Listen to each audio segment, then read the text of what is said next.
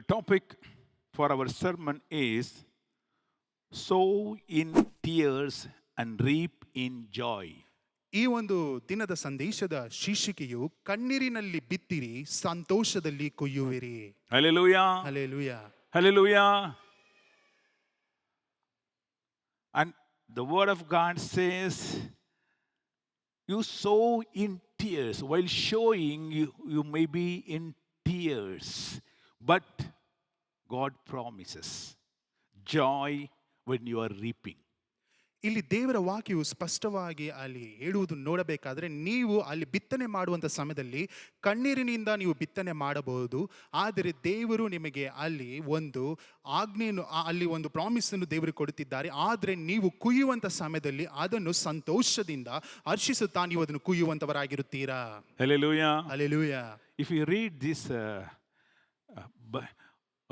Psalms 126, it has a two-part. ಈ ಒಂದು ಕೀರ್ತನೆಗಾರನು ಬರೆದಿರುವಂಥ ಕೀರ್ತನೆ 126 ನೀವು ಓದುವಂಥ ಸಮಯದಲ್ಲಿ ಆ ಒಂದು ಕೀರ್ತನೆಯಲ್ಲಿ 2 ಭಾಗಗಳುಂಟು. Up to verse 5 is something different, and after 6 this psalmist writes to entirely a different direction. ಇಲ್ಲಿ 1ರಿಂದ 5ನೇ ವಾಕ್ಯದಲ್ಲಿ ಓದುವಂಥ ಸಮಯದಲ್ಲಿ ಅದು ಒಂದು ದಾರಿ, ಆ ಒಂದು ಮಾರ್ಗವಾಗಿದೆ. ಆದರೆ 6ನೇ ವಾಕ್ಯವು ಅದು ವಿಭಿನ್ನವಾಗಿ ಚಿತ್ರೀಕರಣವಾಗಿ ಅದು ರೂಢೀಕರಿಸವಾಗಿದೆ. From 5 onwards. 5ನೇ ವಾಕ್ಯದಿಂದ. The first one, if you see the background up to 4, the psalmist talks about the journey of Israel people from their captivity. ಇಲ್ಲಿ ಕೀರ್ತನೆಗಾರ 126ನೇ ಅಧ್ಯಾಯದ 1ರಿಂದ 4ನೇ ವಾಕ್ಯದವರೆಗೂ ನೀವು ನೋಡಬೇಕಾದ್ರೆ, ಇಸ್ರಾಯೇಲ್ ಜನರು ಅವರು ಸೆರೆಯಾಳಾಗಿದ್ದಾಗ ಅವರು ನಡೆದುಕೊಂಡು ಬಂದಂತ ಮಾರ್ಗವನ್ನು ಕುರಿತಾಗಿ ಅಲ್ಲಿ ಬರೆಯಲ್ಪಟ್ಟಿದೆ. We all know when the Israel people and the kings of Israel and Judah committed sins against God, and all the kings were wiped out and they were captured, and many Israel people were captured, and they've taken them as captives to Babylon. ನಮಗೆ ಎಲ್ಲರಿಗೂ ಚೆನ್ನಾಗಿ ಗೊತ್ತು, ಅನೇಕ ಇಸ್ರಾಯೇಲ್ ಜನರು, ಅದು ಮಾತ್ರವಲ್ಲ ಯೂದಾಯ ಸೀಮೆಯಲ್ಲಿ ಇದ್ದಂಥ ಅನೇಕ ಅರಸರು ದೇವರಿಗೆ ವಿರೋಧವಾಗಿ ಪಾಪವನ್ನು ಮಾಡಿದ ನಿಮಿತ್ತವಾಗಿ ಅವರನ್ನು, ಅನೇಕ ಜನರನ್ನು ಸೆರೆಯಾಳಾಗಿ ಬಾಬಿಲೋನಿಯಲ್ಲಿ ಇರುವಂಥ ರಾಜರು ಅವರನ್ನು ಸೆರೆಯಾಳಾಗಿ ತೆಗೆದುಕೊಂಡು ಹೋದರು. Nearly after 70 years, 70 ವರ್ಷ ಆದ ನಂತರ God remembered his people, and as he promised earlier through his prophets, he brought them back from Babylon to Israel again. ದೇವರು ಆ ಒಂದು ಜನರಿಗೆ ಮಾಡಿದಂಥ ವಾಗ್ದಾನವನ್ನು ಮತ್ತು ಆತನ ಪ್ರವಾದಿಗಳಿಗೆ ನುಡಿದಂಥ ವಾಕ್ಯವನ್ನು ಆತನು ನೆರವೇರಿಸಬೇಕೆಂಬ ಉದ್ದೇಶದಿಂದ ಆತನ ಆಲೋಚನೆಗೆ ತೆಗೆದುಕೊಂಡು ಈ ಒಂದು ಇಸ್ರಾಯೇಲ್ ಜನರನ್ನು ಸೆರೆಯಿಂದ ಬಿಡಿಸಿ ಹೊರಗಡೆ ಕರೆದುಕೊಂಡು ಬಂದನು. For nearly 70 years, these people were slaves, captive in some other strange land, which does not have their culture. The culture is different, language is different, habits are different, food is different, and the religion is different. So these people were not having any freedom. They were slaves, enslaved, and they were kept in Babylon for nearly 70 years without, having their own shelter, without having their own land or a building or a house. ಇಲ್ಲಿ ಒಂದು ಇಸ್ರಾಯೇಲ್ ಜನರನ್ನು ನೋಡುವಂಥ ಸಮಯದಲ್ಲಿ ಸರಿಸುಮಾರು 70 ವರ್ಷದವರೆಗೂ ಅವರು ಗೊತ್ತಿಲ್ಲದೆ ಇರುವಂಥ ದೇಶದಲ್ಲಿ ಅವರು ಸೆರೆಯಾಳಾಗಿ ಇದ್ದುಕೊಂಡು ಅಲ್ಲಿ ಆ ಒಂದು ಜನರ ಗುಂಪಿನಲ್ಲಿ ಸೇರಿಕೊಂಡು ಅಲ್ಲಿ ಮಾತನಾಡುವಂಥ ಭಾಷೆ ಗೊತ್ತಿಲ್ಲ, ಅವರ ಸಂಪ್ರದಾಯ ಗೊತ್ತಿಲ್ಲ, ಅವರು ಯಾವ ಒಂದು ಪದ್ಧತಿಯನ್ನು ನಡೆಸಿಕೊಂಡು ಬರುತ್ತಾರೆ ಯಾವುದು ಗೊತ್ತಿಲ್ಲ. ಅಲ್ಲಿ ಒಂದು ಸೆರೆಯಾಳಾಗಿ ಆ ಒಂದು ಇಸ್ರಾಯೇಲ್ ಜನರು 70 ವರ್ಷದವರೆಗೂ ಸೆರೆಯಾಳಾಗಿ ಏನೂ ಇಲ್ಲದೆ ಅಲ್ಲಿ ಕಾಣಲ್ಪಟ್ಟರು. So when they came back after 70 years, the psalmist says this: when the Lord turned again the captivity of Zion, we were like them that dream. We were like a dreamer. We were wondering what is happening. what I see is true or not. We are now free. No one is now our master. We are our own masters. We have a complete freedom. We have our own relations. We have our own place to live. Everything our own. How?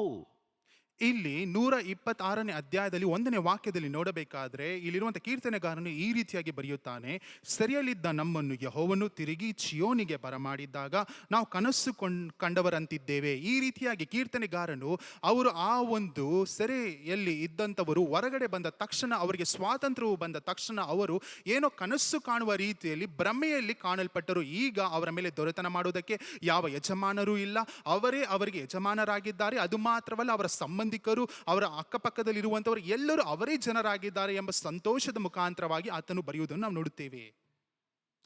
Because no king came and fought for them. Nobody, because they didn't have any kings. No one strong enough to fight the Babylonian kings. Nobody. But all of a sudden now, they have freedom. They came back to their own place without any war, without shedding blood, nothing. Now they are on their own land, own house, and it was like a dream for them. ಇಲ್ಲಿ ಈ ಒಂದು ಇಸ್ರಾಯೇಲ್ ಜನರನ್ನು ನೋಡುವಂಥ ಸಮಯದಲ್ಲಿ 70 ವರ್ಷಗಳು ಸರಿಯಾಳಾಗಿದ್ದುವಂಥ ಸಮಯದಲ್ಲಿ ಯಾವ ಅರಸರು ಸಹ ಅವರಿಗೆ ಸಹಾಯ ಮಾಡಬೇಕೆಂಬುದಾಗಿ ಮುಂದೆ ಬರಲಿಲ್ಲ.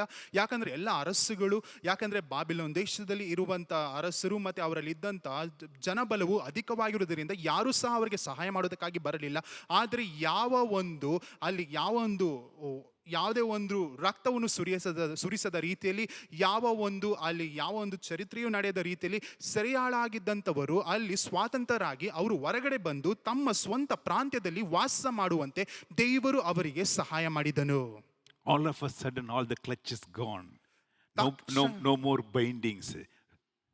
ತಕ್ಷಣವೇ ನೋಡಬೇಕಾದ್ರೆ ಸೆರೆಯಾಳಾಗಿದ್ದಂಥವರು ಯಾವುದೋ ಒಂದು ಕಟ್ಟುಗಳು ಇಲ್ಲದ ರೀತಿಯಲ್ಲಿ ಎಲ್ಲವೂ ಅದು ಸ್ವಾತಂತ್ರ್ಯವಾಗಿ ಇರುವುದನ್ನು ಇಲ್ಲಿ ನೋಡುವಂತವರಾಗಿದ್ದಾರೆ. Hallelujah. Hallelujah. Sometimes we also feel the same thing. All of a sudden now you feel free. ನಾವು ಸಹ ನಮ್ಮ ಜೀವನದಲ್ಲಿಯೂ ಸಹ ಯಾವುದೋ ಒಂದು ಪ್ರಾಂತ್ಯದಲ್ಲಿ ಭಾಗದಲ್ಲಿ ನಮಗೆ ಎಲ್ಲವೂ ಸ್ವಾತಂತ್ರ್ಯವಾಗಿ ಕಾಣಲ್ಪಡುವಂತದ್ದಾಗುತ್ತದೆ. So far, so much of pain, so much of these things, and I was not alone on my own, but all the time somebody was sitting on me. Now everything is free. Am I dreaming? They were trying to pinch themselves to find out whether they are daydreaming. ಕೆಲವು ಬಾರಿಯಲ್ಲಿ ನೋಡಬೇಕಾದ್ರೆ ಅವರು ನನ್ನ ಹಿಂದೆ ಯಾರಾದರೂ ಒಬ್ರು ಇರುತ್ತಿದ್ದರು. ಅದು ಮಾತ್ರವಲ್ಲ, ನನಗೆ ಯಾವಾಗಲೂ ಎಲ್ಲಿ ಹೋಗಿದ್ದರೂ ಸೋಲು, ಅದು ಮಾತ್ರ ಯಾರೋ ನನ್ನ ಮೇಲೆ ಕುಳಿತಿರುವ ರೀತಿಯಲ್ಲಿ ಕಾಣಲ್ಪಡ್ತಿತ್ತು. ಆದರೆ ಈಗ ನೋಡಬೇಕಾದ್ರೆ ನಾನು ಆರಾಮಾಗಿ ಸ್ವಾತಂತ್ರ್ಯ ಉಳ್ಳವನಾಗಿದ್ದೇನೆ ಎಂದು ಅವರು ಅದನ್ನು ನೋಡಕ್ಕೆ ಆಗದೇ ಇರುವಂಥ ರೀತಿಯಲ್ಲಿ ಅವರು ನಾನು ಕನಸು ಕಾಣುತ್ತಿದ್ದೇನಾ ಎಂದು ತಿಳಿದುಕೊಂಡು ಅವರು ತಮ್ಮನ್ನು ತಾವೇ ಚಿವುಟಿಕೊಳ್ಳುವುದಕ್ಕೆ ಪ್ರಾರಂಭಿಸಿ ಇದು ಕನಸಲ್ಲ ಎಂದು ತಿಳಿದುಕೊಂಡರು. And they said, "Oh, God has done a marvelous things in our lives." ಇದನ್ನು ನೋಡಿ ಅವರು ದೇವರು ನನ್ನ ಜೀವನದಲ್ಲಿ ಅತ್ಯಾಶ್ಚರ್ಯವಾದಂಥ ಕಾರ್ಯವನ್ನು ಮಾಡಿದ್ದಾರೆ ಎಂದು ಅವರ ಹೃದಯಕ್ಕೆ ತಂದುಕೊಂಡರು. Hallelujah. Hallelujah. Hallelujah. When God is doing marvelous things in your life, my dear friend, turn your captivity into freedom and set you free from all the clutches of Satan, all your sins and all the satanic powers, my dear friend. Remember, God only saved you, not your power. And you say, God has done marvelous things in my life and I will be thankful to Him forever. ದೇವರು ಈ ರೀತಿಯಾದ ಅತ್ಯಾಶ್ಚರ್ಯವಾದಂಥ ಕಾರ್ಯವನ್ನು ಮಾಡುವಂಥ ಸಮಯದಲ್ಲಿ ಒಂದನ್ನು ತಿಳಿದುಕೊಳ್ಳಿರಿ, ಇದು ದೇವರಿಂದಲೇ ಆಯಿತು, ಆತನ ಬಲದಿಂದಲೇ ಆಯಿತು. ಸೈತಾನನ ಕಟ್ಟುಗಳಿಂದ, ನಮ್ಮ ಬಂಧನಗಳಿಂದ ದೇವರೇ ಬಿಡಿಸಿದ್ದಾನೆ ಎಂಬುದನ್ನು ನಿಮ್ಮ ಹೃದಯಕ್ಕೆ ತಂದುಕೊಂಡು ದೇವರಿಂದಲೇ ಇದೆಲ್ಲವೂ ಆಯಿತು ಎಂದು ನೀವು ತಿಳಿದುಕೊಳ್ಳಬೇಕು. Turn back and see, where were you and where are you now? ಹಿಂತಿರುಗಿ ನೋಡು, ನೀನು ಎಲ್ಲಿ ಇದ್ದೆ, ಈಗ ಎಲ್ಲಿ ಕಾಣಲ್ಪಡುತ್ತಿದ್ದೀಯಾ ಎಂದು. And how were you toiling and suffering? Now how are you enjoying and reaping the fruit? ನೀನು ಆ ಒಂದು ದಿನಗಳಲ್ಲಿ ಯಾವ ರೀತಿಯಾಗಿ ಕಷ್ಟಪಟ್ಟು ನೀನು ಅಲ್ಲಿ ಉಳುತ್ತಿದ್ದೆ, ಆದ್ರೆ ಈ ದಿನದಲ್ಲಿ ನೋಡಬೇಕಾದ್ರೆ ನೀನು ಕಣ್ಣೀರು ಸುರಿಸದೆ ಸಂತೋಷದಿಂದ ಎಲ್ಲವನ್ನು ಸಿವುಡುಗಳನ್ನು ನೀನು ತೆಗೆದುಕೊಳ್ಳುತ್ತೀಯಾ. See, the psalmist now writes, I remember all those journey. 70 years I suffered. 70 years we were kept in captivity. We were slaves. No food, proper food for us. No good relations. All the time under somebody's watch. But now we are free on our own. ಇಲ್ಲಿ ಕೀರ್ತನೆಗಾರನು ಅಲ್ಲಿ 70 ವರ್ಷಗಳ ಕಾಲ ಅವರು ಪಟ್ಟಂತ ಕಷ್ಟವನ್ನು, ಅದು ಮಾತ್ರವಲ್ಲ ಅವರು ಬಂಧನದಲ್ಲಿ ಇರುವುದನ್ನು, ಸೆರೆಯಾಳಾಗಿದ್ದುದನ್ನು ಎಲ್ಲವನ್ನು ಆತನು ತಿಳಿದುಕೊಳ್ಳುವುದಕ್ಕೆ ಅದು ಯಾವ ಮಾರ್ಗವಾಗಿತ್ತು, ಎಷ್ಟು ಕಷ್ಟಕರವಾಗಿತ್ತು ಎಂದು ತಿಳಿದುಕೊಂಡು ನಂತರ ಆತನು ಹೇಳುತ್ತಾನೆ, ಇದೆಲ್ಲದರಿಂದ ದೇವರು ನಮಗೆ ಬಿಡುಗಡೆ ಮಾಡಿ ಈಗ ನಾವು ಸ್ವಾತಂತ್ರ್ಯ ಉಳ್ಳವರಾಗಿದ್ದೇವೆ ಎಂದು ಆತನು ಹೇಳುವುದನ್ನು ನಾವು ನೋಡುತ್ತೇವೆ. Hallelujah. How, my dear friend, have a heart to give thanks to the God. He has done marvelous things in your life. ನನ್ನ ಪ್ರೀತಿಯುಳ್ಳ ಸ್ನೇಹಿತನೇ, ನಿನ್ನಲ್ಲಿ ದೇವರಿಗೆ ಆತನಿಗೆ ಮಹಿಮೆ ಪಡಿಸುವಂತ ಹೃದಯವು ನಿನ್ನಲ್ಲಿ ಕಾಣಲ್ಪಡಬೇಕು. ಯಾಕೆಂದ್ರೆ ನಿನ್ನ ಜೀವನದಲ್ಲಿ ಅತ್ಯಾಶ್ಚರ್ಯವಾದಂತ ಕಾರ್ಯಗಳನ್ನು, ಮಹತ್ ಕಾರ್ಯಗಳನ್ನು ಆತನು ಮಾಡಿದ್ದಾನೆ. He set you free from all the satanic power and brought you and given you salvation. ಸೈತಾನನ ಬಂಧನಗಳಿಂದ ನಿನ್ನನ್ನು ಬಿಡಿಸಿ ನಿನಗೆ ರಕ್ಷಣೆಯನ್ನು ದೇವರು ಕೊಟ್ಟಿದ್ದಾನೆ. Hallelujah. Hallelujah. Hallelujah. Many times many people come and tell me, oh, my life was like that, but now thank God He has set me free. Now I'm free. ನಮ್ಮ ದೇವ ಸೇವಕರ ಬಳಿಯಲ್ಲಿ ಅನೇಕ ಜನರು ಬಂದು ಈ ರೀತಿಯಾಗಿ ಅವರ ದುಃಖವನ್ನು ತೋಡಿಕೊಳ್ಳುತ್ತಾರೆ. ನನ್ನ ಜೀವನವು ಈ ರೀತಿಯಾಗಿ ಕಷ್ಟಕರದಲ್ಲಿತ್ತು, ಆದರೆ ಈಗ ದೇವರು ನನಗೆ ಪರಿಪೂರ್ಣವಾಗಿ ಬಿಡುಗಡೆ ಕೊಟ್ಟು ನಾನು ಸ್ವಾತಂತ್ರ್ಯ ಉಳ್ಳವನಾಗಿದ್ದೇನೆ. I'm telling you this, spiritually, economically, status wise also, they were nowhere, but today they are somewhere high. ಅವರ ಆತ್ಮಿಕ ವಿಷಯದಲ್ಲಿ ಅದು ಮಾತ್ರವಲ್ಲ, ಅವರ ಈ ಒಂದು ಲೋಕದಲ್ಲಿ ಕಾಣಲ್ಪಡುವಂಥ ವಿಷಯದಲ್ಲಿಯೂ ಅದು ಮಾತ್ರವಲ್ಲ, ಏನೂ ಇಲ್ಲದವರಾಗಿ ಬರಿದಾಗಿ ಅವರು ಕಾಣಲ್ಪಟ್ಟರು. ಆದರೆ ಈ ದಿನದಲ್ಲಿ ಎಲ್ಲವನ್ನು ಹೊಂದಿದವರಾಗಿ ಕಾಣಲ್ಪಡುತ್ತಿದ್ದಾರೆ. Maybe you people may not mistake if I tell you, when I came into this place in Rajaji Nagar way back, many of the people had one single room, home only, house only.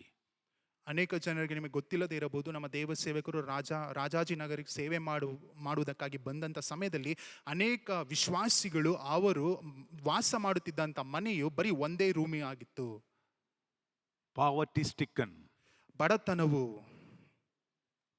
satanic problems, ಸೈತಾನನ ಬಾಧೆಗಳು, everywhere problems. ಎಲ್ಲಿ ನೋಡಿದರೂ ಸಮಸ್ಯೆಗಳು. It was really a kind of a pathetic condition that time. ಆ ಒಂದು ಪರಿಸ್ಥಿತಿ ನೋಡಬೇಕಾದ್ರೆ ಬಹಳ ವೆತನೆ ತರುವಂತ ಪರಿಸ್ಥಿತಿ ಆಗಿತ್ತು. If somebody had a bicycle in their house, they were called rich people. ಆ ಒಂದು ದಿನದಲ್ಲಿ ಯಾರ ಮನೆಯಲ್ಲಾದರೂ ಒಂದು ಸೈಕಲ್ ಇರುವುದಾದರೆ ಅವರು ಶ್ರೀಮಂತರು ಎಂದು ಕರೆಯಲ್ಪಡುತ್ತಿದ್ದರು. That was a time, my dear friend. ನಮ್ಮ ದೇವ ಸೇವಕರು ಮಾತನಾಡುತ್ತಿರುವಂತಹ ಸಮಯ ಅದಾಗಿದೆ ಪ್ರೀತಿಯುಳ್ಳ ಸ್ನೇಹಿತರೆ. But today you see, ಆದ್ರೆ ಈ ದಿನದಲ್ಲಿ ನೋಡಿರಿ, God brought from nowhere to somewhere. ಏನು ಇಲ್ಲದೆ ಇರುವಂತ ಸ್ಥಿತಿಯಿಂದ ನಮ್ಮನ್ನು ಎಲ್ಲವನ್ನು ಹೊಂದಿಕೊಂಡಿರುವಂತ ಸ್ಥಿತಿಯಾಗಿ ದೇವರು ಮಾರ್ಪಡಿಸಿದ್ದಾನೆ. Hallelujah. Hallelujah. Hallelujah. Hallelujah. I was just standing and seeing through the window, and I saw on the whole other side of that ground was totally packed with cars now by the people who are coming to our church. ನಮ್ಮ ದೇವ ಸೇವಕರು ಆ ಒಂದು ಕಿಟಕಿಯಿಂದ ಆ ಕಡೆ ನೋಡುವಂತ ಸಮಯದಲ್ಲಿ ನಾವು ಆ ಒಂದು ಜಾಗದಲ್ಲಿ ಪಾರ್ಕಿಂಗ್ ಮಾಡ್ತೀವಲ್ಲ, ಅಲ್ಲೆಲ್ಲೂ ಪೂರ್ತಿಯಾಗಿ ಕಾರುಗಳು, ನಮ್ಮ ಸಭೆಗೆ ಬರುವಂತವರ ಕಾರುಗಳು ಅಲ್ಲಿ ತುಂಬಿದೆ. Amen. Amen. I'm not just want to talk only about economic growth, but spiritually, I tell you, they were shedding tears those days, but now they are charmful, enjoying, because the presence of God with them. ನಾನು ಬರೀ ಆರ್ಥಿಕ ವಿಷಯವಾದ ಆಶೀರ್ವಾದದ ಕುರಿತು ಮಾತನಾಡುವುದಕ್ಕೆ ನಾನು ಇಷ್ಟಪಡುವುದಿಲ್ಲ. ನಾನು ಶಾರೀರಿಕವಾದ ಆಶೀರ್ವಾದ ಕುರಿತು ಮಾತನಾಡೋದಕ್ಕೆ ಇಷ್ಟಪಡುವುದಿಲ್ಲ. ಆತ್ಮಿಕವಾದ ವಿಷಯಗಳನ್ನು ಮಾತನಾಡೋದಕ್ಕೆ ನಾನು ಇಷ್ಟಪಡುವಂತವನಾಗಿದ್ದೇನೆ. ಆ ಒಂದು ದಿನಗಳಲ್ಲಿ ಅವರು ವ್ಯಥೆ ಪಡುತ್ತಾ, ಕಷ್ಟಪಡುತ್ತಾ, ಅವರು ಕಣ್ಣೀರನ್ನು ಸುರಿಸುವಂತವರಾಗಿದ್ದರು ಆ ದಿನಗಳಲ್ಲಿ. But now they have a freedom in God. ಆದ್ರೆ ದೇವರ ದೃಷ್ಟಿಯಲ್ಲಿ ಅವರಿಗೆ ಸ್ವಾತಂತ್ರ್ಯವು ಸಿಕ್ಕಿದೆ. They are enjoying the presence of a God. ಅವರು ದೇವರ ಪ್ರಸನ್ನತೆಯನ್ನು ಅನುಭವಿಸುತ್ತಾ ಸಂತೋಷದಿಂದ They have the protection of God. ಅವರು ದೇವರ ಸುರಕ್ಷತೆಯನ್ನು ಹೊಂದಿಕೊಂಡಿದ್ದಾರೆ. They have provision of God. ಅವರು ದೇವರ ಹಸ್ತವನ್ನು ಅವರು ಹೊಂದಿಕೊಂಡಿದ್ದಾರೆ. And they have the salvation of our God. ಆ ಮುಖ್ಯವಾಗಿ ದೇವರ ರಕ್ಷಣೆಯನ್ನು ಹೊಂದಿಕೊಂಡಿದ್ದಾರೆ. Hallelujah. Hallelujah. Be thankful. God has done marvelous things in our lives. ದೇವರಿಗೆ ಕೃತಜ್ಞತಾ ಸ್ತುತಿಯನ್ನು ಮಾಡಿರಿ, ಯಾಕಂದ್ರೆ ನಮ್ಮ ಜೀವನದಲ್ಲಿ ಅತ್ಯಾಶ್ಚರ್ಯವಾದಂತಹ ಕಾರ್ಯಗಳನ್ನು ದೇವರು ನಡೆಸಿದ್ದಾನೆ. Hallelujah. Hallelujah. And suddenly now the psalmist turns his subject in a different direction. ಈಗ ತಕ್ಷಣವೇ ಈ ಒಂದು ಕೀರ್ತನೆಗಾರನು ಆ ಒಂದು ಮಾರ್ಗವನ್ನು ಬದಲಾಯಿಸುವಂತವನಾಗಿದ್ದಾನೆ. And fifth word very clearly says, 5ನೇ ವಾಕ್ಯವು ಸ್ಪಷ್ಟವಾಗಿ ಬರೆಯುತ್ತದೆ, those who sow in tears will reap in joy. ಅಳುತ್ತಾ ಬಿತ್ತುವವರು ಹಾಡುತ್ತಾ ಕೊಯ್ಯುವರು. What happened now to the psalmist? ಈಗ ಒಂದು ಕೀರ್ತನೆಗಾರನಿಗೆ ಏನಾಯಿತು? And he was talking that God has brought them to freedom. God has brought them to a place of these things. Everything now is doing. But now he says at that point, he puts one word to the people. People who came from captivity. People who came to freedom. He tells them very clearly, if you sow in tears, you will reap in joy. ಇಲ್ಲಿಯವರೆಗೂ ಕೀರ್ತನೆಗಾರನು ಆ ಒಂದು ಅಧ್ಯಾಯದಲ್ಲಿ ನೋಡುವಂತಹ ಸಮಯದಲ್ಲಿ ಸರಿಯಾಳಾಗಿದ್ದಂಥ ನಮ್ಮನ್ನು ಹೊರಗಡೆ ಬಿಡಿಸಿಕೊಂಡು ಬಂದನು. ಅದು ಮಾತ್ರವಲ್ಲ, ಬಡತನದಲ್ಲಿದ್ದಂಥ ನಮ್ಮನ್ನು ಆತನು ಹೊರಗಡೆ ಕರೆದುಕೊಂಡು ಬಂದು ನಮ್ಮನ್ನು ಸ್ವಾತಂತ್ರ್ಯ ಉಳ್ಳವನಾಗಿ ಮಾಡಿದನು ಎಂದು ಕೀರ್ತನೆಗಾರನು ಹೇಳುತ್ತಿದ್ದನು. ಆದರೆ ಈ ಒಂದು ಸಮಯದಲ್ಲಿ ಕೀರ್ತನೆಗಾರನು ಒಂದು ವಾಕ್ಯವನ್ನು ಅಲ್ಲಿ ಬರೆಯುತ್ತಾನೆ. ಅಲ್ಲಿ ಅಳುತ್ತಾ ಬಿತ್ತುವವರು ಹಾಡುತ್ತಾ ಕುಯ್ಯುವರು ಎಂಬ ಒಂದು ಆಜ್ಞೆಯನ್ನು ಅಲ್ಲಿ ಕೊಡುವಂತವನಾಗಿದ್ದನು. He that goes forth and weepeth, bearing precious seed, shall doubtless come again with a rejoicing, bringing his sheaves with him. ದುಃಖಿಸುತ್ತಾ ಅಮೂಲ್ಯವಾದಂಥ ಬೀಜವನ್ನು ತೆಗೆದುಕೊಂಡು ಹೋಗುವವನು ಹರ್ಷಿಸುತ್ತಾ ಸಿವುಡುಗಳನ್ನು ಹೊತ್ತುಕೊಂಡು ಬರುವನು. What happened now? ಈಗ ಏನ್ ನಡೆಯಿತು? He says they have only very little precious seed in their hand. ಅವರ ಕೈನಲ್ಲಿ ಬಹಳ ಅಮೂಲ್ಯವಾದಂಥ ಅಲ್ಲಿ ಬೇಕಾಗಿರುವಂಥ ಬೀಜಗಳು ಇದೆ. So the picture is very clear. ಇಲ್ಲಿ ಚಿತ್ರೀಕರಣವು ಬಹಳ ಸ್ಪಷ್ಟವಾಗಿ ಇದೆ. They are now free. ಈಗ ಅವರಿಗೆ ಬಿಡುಗಡೆಯಾಗಿದೆ. They do not have captivity. ಈಗ ಅವರು ಸೆರೆಯಾಳಾಗಿಲ್ಲ. And they can do anything what they want. ಅವರಿಗೆ ಇಷ್ಟ ಬಂದ ರೀತಿಯಲ್ಲಿ ಏನು ಬೇಕಾದರೂ ಮಾಡಬಹುದು. They are in their own land. ಅವರು ತಮ್ಮ ಸ್ವಂತ ಜಾಗದಲ್ಲಿ ಕಾಣಲ್ಪಡುತ್ತಿದ್ದಾರೆ. They have their own relations around. ಅವರಿಗೆ ಸ್ವಂತ ಸಂಬಂಧಿಕರು ಇದ್ದಾರೆ. But what they do not have now is food. ಆದರೆ ಈ ಒಂದು ಸಮಯದಲ್ಲಿ ಏನು ಇಲ್ಲ ಎಂದು ನೋಡಬೇಕಾದ್ರೆ ಅವರಿಗೆ ತಿನ್ನುವುದಕ್ಕೆ ಆಹಾರವಿಲ್ಲ. When they came to Israel after captivity, they found their houses are broken. ಅಲ್ಲಿ ಒಂದು ಇಸ್ರಾಯೇಲ್ ದೇಶಕ್ಕೆ ಮತ್ತೆ ಹಿಂತಿರುಗಿ ಅವರು ಬಂದಾಗ ಅಲ್ಲಿ ನೋಡಬೇಕಾದ್ರೆ ಅವರ ಮನೆಗಳು ಮುರಿದು ಕೆಳಗಡೆ ಬಿದ್ದಿದೆ. Their fields are barren. ಅವರು ಅಲ್ಲಿ ಮಾಡುತ್ತಿದ್ದಂತ ಆ ಒಂದು ಎಲ್ಲವೂ ಬರಿದಾಗಿ ಹೋಗಿದೆ. The vineyard is totally dry. ದ್ರಾಕ್ಷ ತೋಟವು ಅದು ಬರಿದಾಗಿ ಹೋಗಿದೆ. No field has any fruits. ಅಲ್ಲಿ ನೋಡಬೇಕಾದ್ರೆ ಯಾವ ಒಂದು ಪ್ರಾಂತ್ಯದಲ್ಲಿಯೂ ಸಹ ಅಲ್ಲಿ ಹಣ್ಣು ಕಾಣಲ್ಪಡುತ್ತಿಲ್ಲ. Their survival itself is doubtful. ಈಗ ಅವರು ಜೀವಂತವಾಗಿರುತ್ತಾರಾ ಎಂಬುದೇ ಒಂದು ದೊಡ್ಡ ಪ್ರಶ್ನೆಯಾಗಿದೆ. They didn't have any livelihood, no food, no water, nothing, no shelter. ಅಲ್ಲಿ ಕುಡಿಯುವುದಕ್ಕೂ ತಿನ್ನುವುದಕ್ಕೂ ವಾಸ ಮಾಡುವುದಕ್ಕೂ ಏನು ಅವರ ಜೀವನದಲ್ಲಿ ಕಾಣಲ್ಪಡುತ್ತಿಲ್ಲ. So that's why the psalmist very clearly says, you have come to this place, but you is one beautiful word. He that goes forth weepeth, bearing only a precious seed in his hand, shall doubtless come again with a rejoicing, bringing sheaves with him. ಇಲ್ಲಿ 6ನೇ ವಾಕ್ಯದಲ್ಲಿ ಓದುವಂತ ಸಮಯದಲ್ಲಿ ಕೀರ್ತನೆಗಾರನು ಸ್ಪಷ್ಟವಾಗಿ ಅಲ್ಲಿ ಬರೆಯುತ್ತಾನೆ, ದುಃಖಿಸುತ್ತಾ ಬೀಜವನ್ನು ತೆಗೆದುಕೊಂಡು ಹೋಗುವವನು ಹರ್ಷಿಸುತ್ತಾ ಸಿವುಡುಗಳನ್ನು ಹೊತ್ತುಕೊಂಡು ಬರುವನು. Hallelujah. Hallelujah. Hallelujah. So when they searched everywhere for food, they found only little seeds were there. So that's why the psalmist very clearly says, it's a precious seeds. Only very little seeds were there. With that, they have to manage the whole season, the year to come. They have to eat. They have to feed the children. They have to manage the whole show with only very little. How is it possible? ಇಲ್ಲಿ ನೋಡಬೇಕಾದ್ರೆ ಅವರು ಅತ್ತ ಇತ್ತ ಹುಡುಕಾಡುತ್ತಿರುವಂಥ ಸಮಯದಲ್ಲಿ ಅವರ ಬಳಿಯಲ್ಲಿ ಸಿಕ್ಕಿದ್ದು ಮಾತ್ರ ಕೆಲವು ಬೀಜಗಳು ಮಾತ್ರ. ಅದಕ್ಕೆ ಕೀರ್ತನೆಗಾರನು ಅದನ್ನು ಅಮೂಲ್ಯವಾದಂಥ ಬೀಜಗಳು ಎಂದು ಬರೆಯುತ್ತಾನೆ. ಯಾಕಂದ್ರೆ ಆ ಒಂದು ಬೀಜದ ಮುಖಾಂತರವಾಗಿಯೇ ಅವರು ಅಲ್ಲಿ ಹೊಲದಲ್ಲಿ ಬಿತ್ತನೆ ಮಾಡಬೇಕು, ಅದರ ಮುಖಾಂತರವಾಗಿಯೇ ಊಟವನ್ನು ಮಾಡಬೇಕು, ತಮ್ಮ ಮಕ್ಕಳಿಗೆ ಅಲ್ಲಿದ್ದಂಥ ಜನ ಸಮೂಹಕ್ಕೂ ಸಹ ಊಟವನ್ನು ಕೊಡಬೇಕು. ಆ ಪೂರ್ತಿ ವರ್ಷವು ಆ ಒಂದು ಬರುವಂಥ ಬೆಳೆಯಲ್ಲಿಯೇ ತಮ್ಮ ಜೀವನವನ್ನು ನಡೆಸಬೇಕು.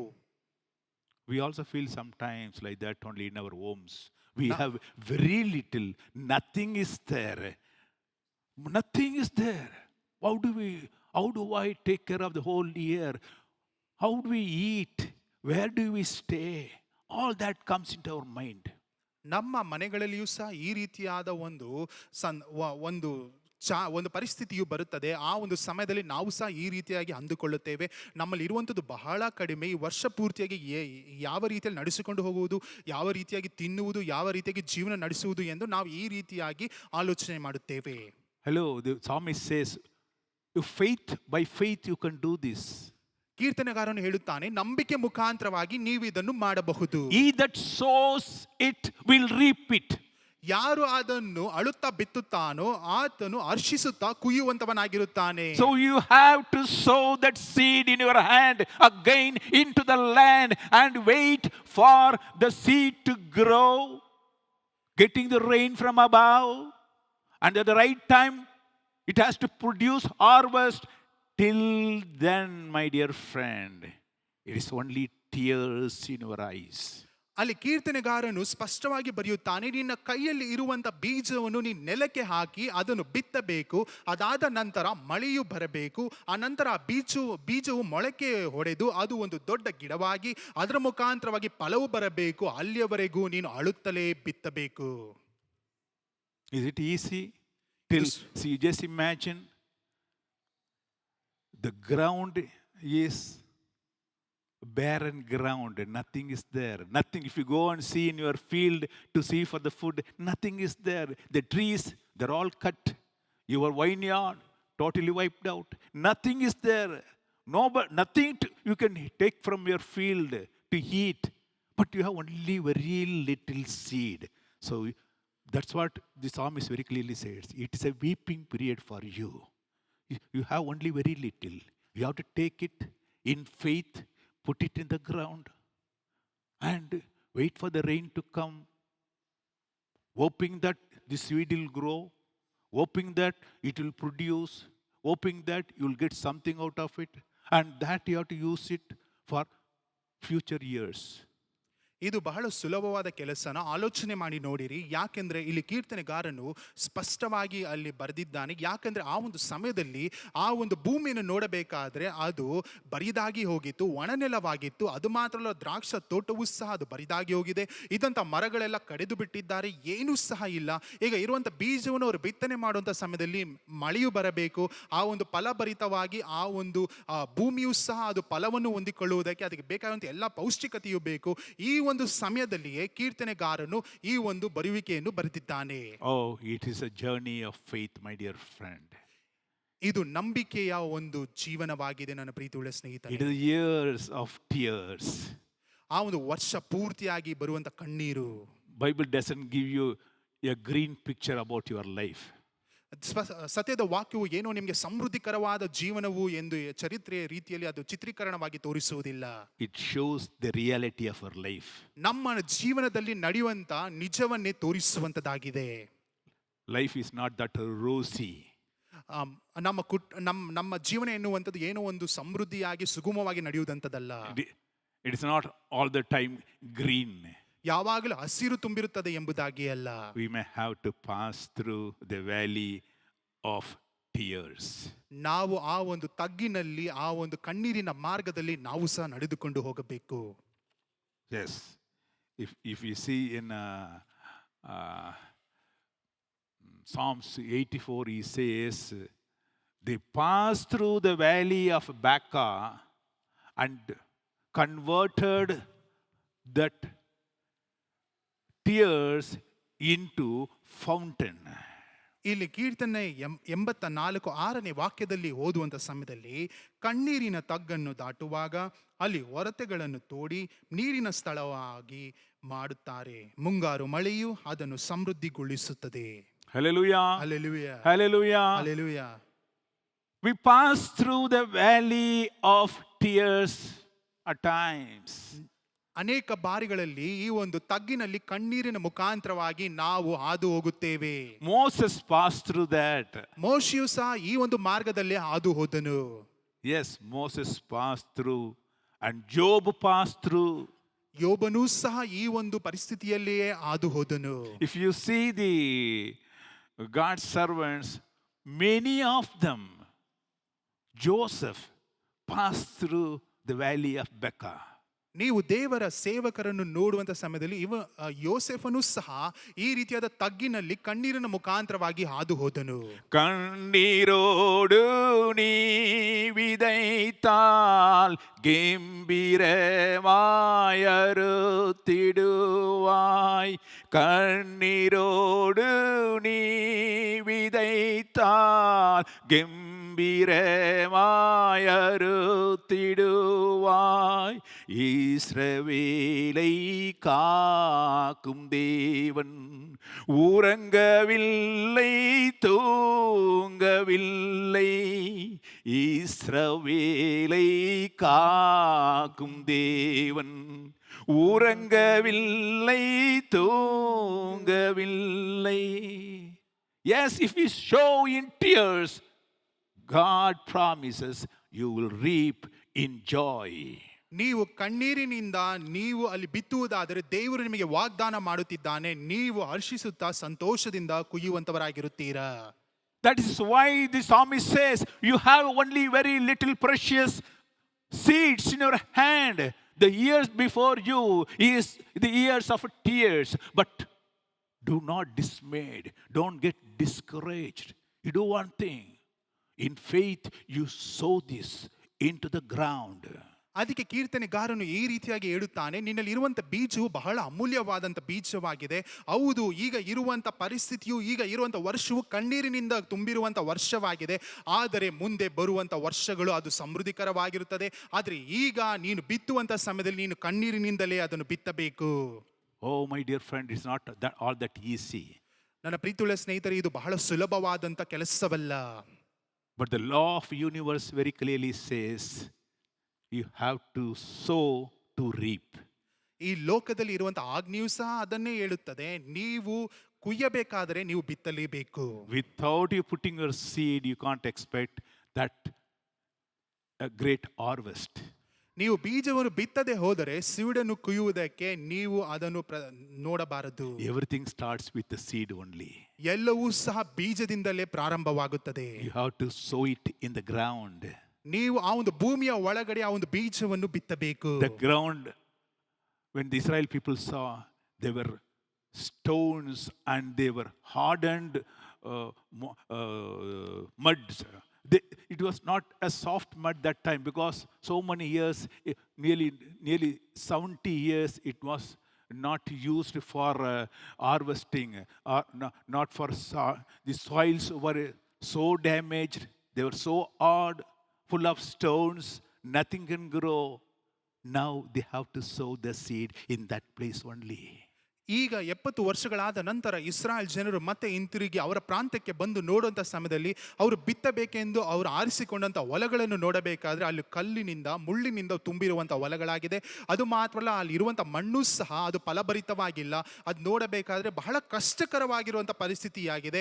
ಆ ಒಂದು ಮಾರ್ಗದಲ್ಲಿಯೇ, ಆ ಒಂದು ಸ್ಥಳದಲ್ಲಿಯೇ ಇಸ್ರಾಯೇಲ್ ಜನರು ಕಣ್ಣೀರಿನ ಮುಖಾಂತರವಾಗಿ ಅವರು ಆ ಒಂದು ಕೆಲಸವನ್ನು ಮಾಡಬೇಕು. Yes, they have to plow through the hard mud. It's not all that easy. ಅಲ್ಲಿ ಒಂದು ಬಿತ್ತನೆ ಮಾಡಬೇಕಂದ್ರೆ ಆ ಒಂದು ಮಣ್ಣನ್ನು ಉಳಬೇಕು. ಆ ಒಂದು ಮಣ್ಣು ಗಟ್ಟಿಯಾಗಿರುವುದರಿಂದ ಅದು ಬಹಳ ಸುಲಭವಾದಂತ ಕೆಲಸವಲ್ಲ. They have to remove all the thorns and thistles there, and they have to make the soil soft to receive the seed. ಅಲ್ಲಿ ಇರುವಂತ ಮುಳ್ಳನ್ನು ಆ ಒಂದು ಕಟ್ಟಿಗೆಯನ್ನು ಎಲ್ಲವನ್ನು ಅದರಿಂದ ಬೇರ್ಪಡಿಸಬೇಕು. ಅದಾದ ನಂತರವೇ ಆ ಒಂದು ಭೂಮಿಯಲ್ಲಿ ಉಳುವುದಕ್ಕೆ ಸಾಧ್ಯವಾಗುತ್ತದೆ. We must know without sowing you can't reap.